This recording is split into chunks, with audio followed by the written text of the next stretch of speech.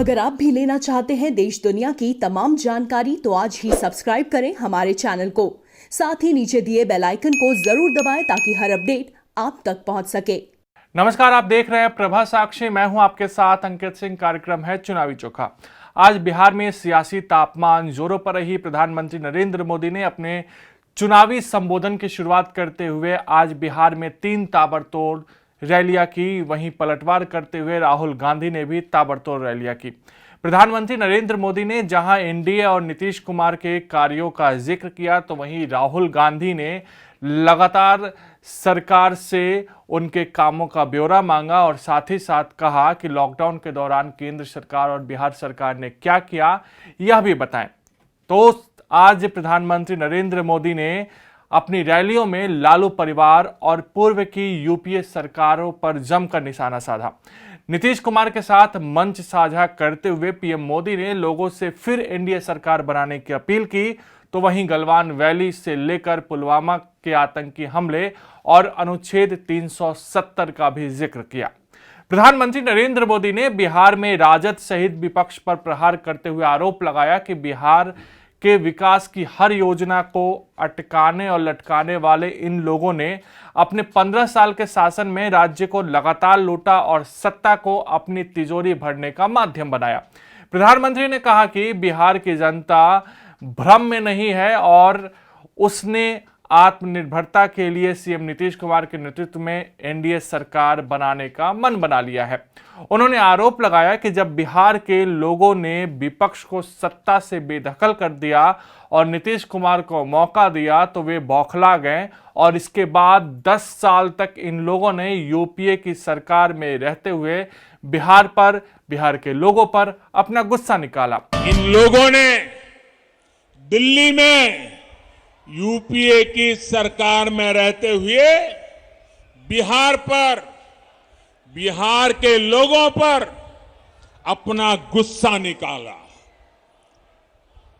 और मुझे याद है, मैं भी गुजरात का मुख्यमंत्री था, नीतीश जी बिहार के मुख्यमंत्री थे और जब हम भारत सरकार की मीटिंगों में जाया करते थे, नीतीश जी बार बार उनको कहते थे कि आप बिहार के काम में रोड़े मत अटकाइए, बिहार के राजनीति का अखाड़ा दिल्ली को मत बनाइए।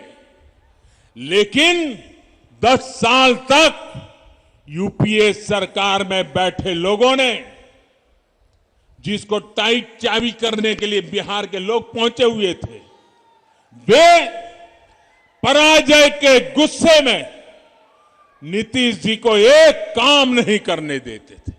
10 साल बर्बाद कर दिए नीतीश जी के।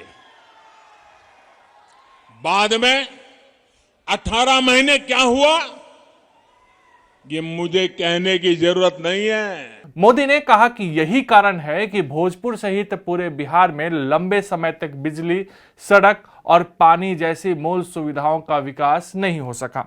उन्होंने कहा कि आज राष्ट्रीय जनतांत्रिक गठबंधन के सभी दल मिलकर आत्मनिर्भर, आत्मविश्वासी बिहार के निर्माण में जुटे हुए हैं। बिहार को अब भी विकास के सफर में मीलों आगे जाना है, नई बुलंदी की तरफ उड़ान भरनी है।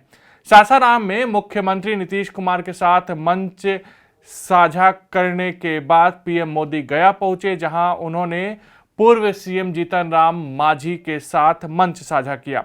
गया में भी पीएम मोदी के निशाने पर महागठबंधन रहा और पीएम ने कहा कि आज के बिहार में लालटेन की जरूरत नहीं है, अब बिजली की खपत बढ़ने लगी है। बिहार अब विकास की ओर तेजी से बढ़त बात है। अब बिहार के कोई बीमारू बेबस राज्य नहीं कह सकत लालटेन के जमाना गईल। गया की रैली में प्रधानमंत्री नरेंद्र मोदी ने कहा कि 90 के दशक में बिहार को अराजकता के दलदल में धकेल दिया गया था। यहां कई साथी हैं जो पहली बार वोट डाल रहे हैं और उन्हें उस वक्त का अंदाजा नहीं है।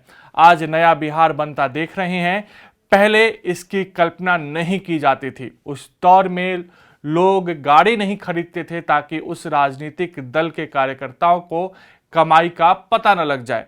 आज के बिहार में लालटेन की जरूरत बिल्कुल खत्म हो गई है। गया जी का ये पूरा क्षेत्र भारत के ज्ञान, आस्था और अध्यात्म का केंद्र रहा है।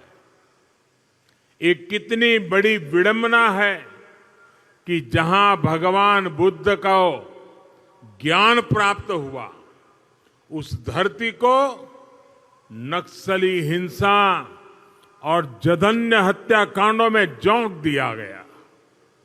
बीते वर्षों में बिहार के इस हिस्से को नक्सलियों के आतंक से मुक्ति दिलाने के लिए कड़े कदम उठाए गए हैं।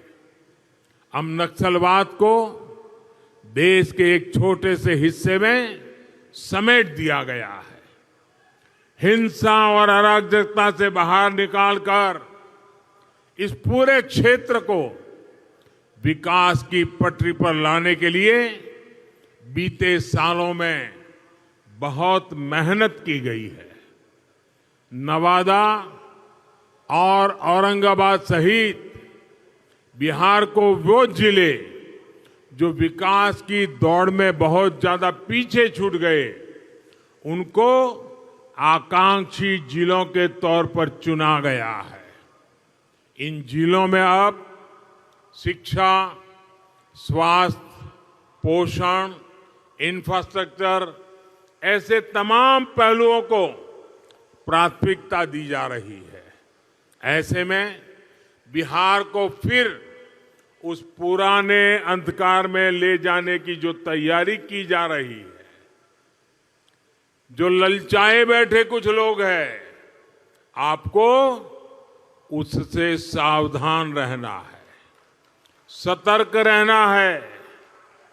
भाइयों और बहनों, एनडीए के विरोध में इन लोगों ने मिलकर जो पिटारा बनाया है, जिसे ये लोग महागठबंधन कहते हैं, उसकी रग रग से बिहार का एक एक नागरिक वाकिफ है। वो लोग जो नक्सलियों को, हिंसक गतिविधियों को खुली छूट देते रहे, आज वो एनडीए के विरोध में खड़े हैं। देश को तोड़ने की, देश को बांटने की वकालत करने वालों पर जब एक्शन लिया जाता है तो ये लोग उनके साथ खड़े हो जाते हैं। इन लोगों का मॉडल रहा है बिहार को बीमार और लाचार बनाना। प्रधानमंत्री मोदी ने कहा कि विपक्ष आजकल एमएसपी को लेकर अफवाह फैला रहा है, लेकिन हमारी सरकार ने बार बार एमएसपी को बढ़ाया है। हमारी सरकार ने सरकारी खरीद को बढ़ाया है। पिछली सरकार और नीतीश जी की सरकार में धान की खरीद में 4 गुना और गेहूं की खरीद में 5 गुना का अंतर है। जब इनकी सरकार थी तो एमएसपी पर फैसला क्यों नहीं लिया? पीएम ने इस दौरान स्वामित्व योजना का भी जिक्र किया और कहा कि अब ग्रामीणों को उनकी जमीन का प्रॉपर्टी कार्ड मिलेगा, जिससे लोगों की चिंता दूर होगी। मोदी ने पूछा कि बिहार में रोजगार और उद्यमिता का हकदार कौन है? ये कौन सुनिश्चित कर सकता है?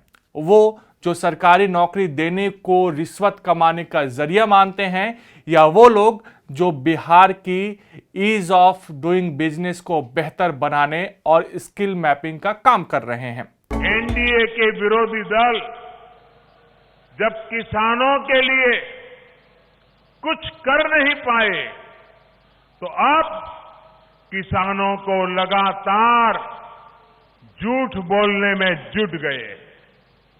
आजकल ये लोग एमएसपी को लेकर अफवाहें फैला रहे हैं।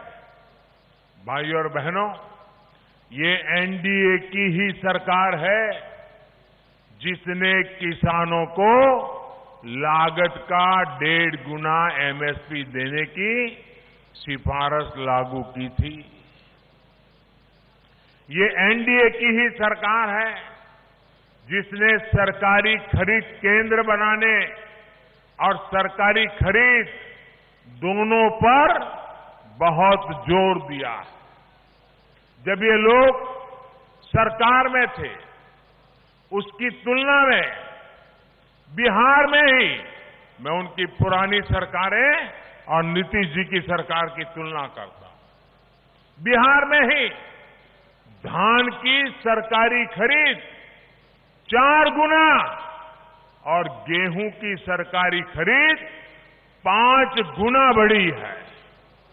साथियों, इनके पास आज तक इसका जवाब नहीं है कि जब इनकी सरकार थी तब एमएसपी पर फैसला क्यों नहीं लिया, क्यों इन लोगों के समय में किसानों से इतना कम अनाज खरीदा जाता था, क्यों इन लोगों ने किसानों की, बिहार के किसानों की परवाह नहीं की। प्रधानमंत्री के भाषणों के बाद राहुल गांधी ने भी बिहार में कई ताबड़तोड़ रैली की।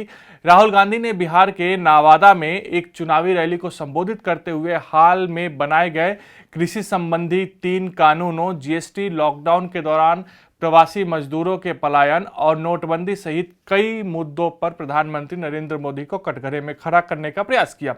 रैली के दौरान गांधी और राजद नेता तेजस्वी यादव ने बिहार में बेरोजगार के मुद्दे को उठाया। उन्होंने आरोप लगाया कि गरीब का पैसा हिंदुस्तान के अमीरों के खाते में गया और अंबानी एवं अडानी के लिए नरेंद्र मोदी ने रास्ता साफ कर रहे हैं। गांधी ने कहा कि प्रधानमंत्री ने पिछले चुनाव में कहा था कि 2 करोड़ लोगों को नौकरियां देंगे। उन्होंने सवाल किया कि क्या लोगों को नौकरियां मिली। उन्होंने कहा कि किसी को नहीं मिली। कांग्रेस नेता ने कहा कि नरेंद्र मोदी सैनिकों, किसानों, मजदूरों और छोटे व्यापारियों आदि के सामने सिर झुकाने की बात करते हैं, लेकिन काम सिर्फ अंबानी और अडानी की करते हैं। उन्होंने कहा कि मोदी जी सिर आपके सामने झुकाएंगे, लेकिन काम किसी और का करेंगे। कि जब चाइना की सेना ने हमारे 20 सैनिकों को मारा, शहीद किया और हमारी जमीन ली, भाइयों और बहनों, 1200 किलोमीटर हिंदुस्तान की जमीन चाइना ने ली है। चाइना की सेना हिंदुस्तान के अंदर है। सवाल यह है कि जब चाइना हमारी जमीन के अंदर आए तो हमारे प्रधानमंत्री ने हमारे वीरों का अपमान करते हुए ये क्यों बोला कि हिंदुस्तान के अंदर कोई नहीं आया। सवाल भाइयों और बहनों ये है। आज कहते हैं मैं सिर झुकाता हूं, मगर हिंदुस्तान की सेना का अपमान नरेंद्र मोदी ने किया जब उन्होंने देश को झूठ बोला कि चाइना का कोई भी सैनिक हिंदुस्तान के अंदर नहीं आया। सवाल यह है नरेंद्र मोदी जी, ये चाइना के सैनिक जो हिंदुस्तान के अंदर बैठे हैं, इनको आप बाहर कब निकालोगे? सवाल ये है। आप सिर झुकाने की बात मत कीजिए।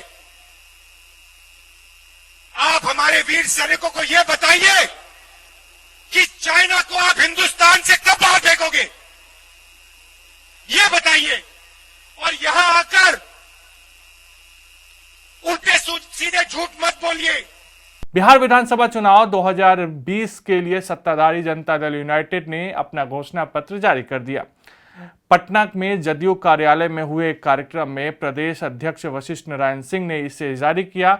घोषणा पत्र को एक नए नारे के साथ जनता के सामने रखा गया है। पार्टी ने नारा दिया है, पूरे होते वादे, अब नए बिहार के इरादे। मैंने बिहार की जनता को यही बोला है कि इस परिवार का इतिहास है, तेजस्वी जी का इतिहास है कि नौकरी दो, जमीन लो, सामान लो, प्रॉपर्टी लो, अपने नाम पे लिखवाओ, या दान में लिखवा लो, या पावर ऑफ अटॉर्नी में लिखवा लो, या लीज में लिखवा लो। और तो और बाकी की लिस्ट की नाम छोड़ दीजिए, अपने चाचा तक को नहीं छोड़ा, मंगरू यादव को।